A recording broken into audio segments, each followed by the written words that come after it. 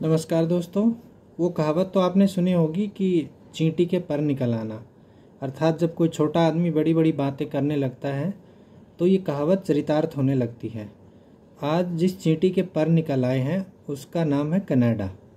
पंजाबियों की भाषा में कहें तो कनेडा, जिसका सपना हर पंजाबी सरदार पाले रखता है, जिसको लगता है कि एक बार कनाडा का वीज़ा लग जाए तो बस उसकी ज़िंदगी बल्ले बल्ले है। उसके लिए वो लोन लेता है, घर बेच देता है, 25-30 लाख रुपए खर्च करता है, एजेंटों के चक्कर काटता है, लेकिन उसको किसी भी तरह कनाडा जाना है। लेकिन मुद्दा आज ये नहीं है। मुद्दा है कि कनाडा एक छोटा सा देश जो कि भारतीय समाज पर निर्भर है, जहाँ पे एक बहुतायत जनसंख्या भारतीयों की है, वो पूरी तरह से एक आतंकवादी के समर्थन में उतर आया है।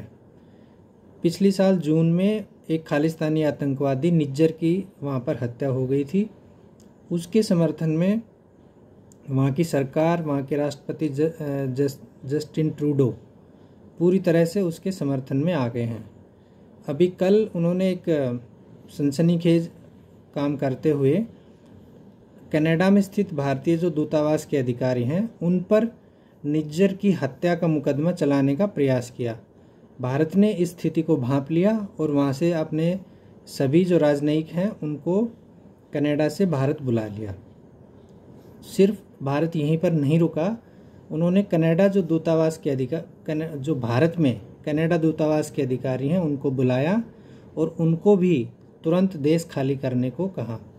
तो इस तरह से दोनों देशों के संबंधों में दरार आ गई और वहाँ की जो विदेश मंत्री हैं उसने साफ शब्दों में कहा कि वो भारत पर प्रतिबंध भी लगा सकते हैं। एक देश का दूसरे देश पर प्रतिबंध लगाने का मतलब है कि अब राजनयिक संबंध समाप्त और जो वैश्विक संबंध हैं, व्यापारिक संबंध हैं, उन पर भी उनका बुरा असर पड़ता है।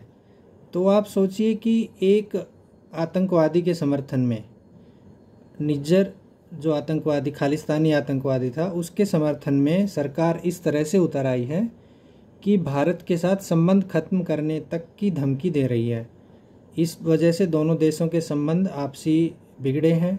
अगर बात यहाँ तक पहुँच जाती है कि कनाडा भारत पर प्रतिबंध लगाता है तो आप मानिए कि जो व्यापार है, जो द्विपक्षीय संबंध हैं, जो लोगों का आना जाना है, ये निश्चित रूप से प्रभावित होगा। कनाडा की बहुत कंपनियां भारत में काम करती हैं, भारत के बहुत लोग हैं, एक बड़ी जनसंख्या विशेषकर पंजाब की कनाडा में रहती है, जो कि वहाँ पर सेटल हैं, लोगों का आना जाना रहता है। तो इस तरह की समस्या अगर होती है तो आप यकीन मानिए कि इसके परिणाम बहुत खतरनाक होंगे। दूसरा सवाल यह है कि ट्रूडो ऐसा क्यों कर रहे हैं, आखिरकार उनके मन में चल क्या रहा है। ट्रूडो की समस्या है वहाँ की खुद उनका राजनीति में कमज़ोर होना। वो एक इस समय सरकार चला रहे हैं जो कि एक कमज़ोर सरकार है।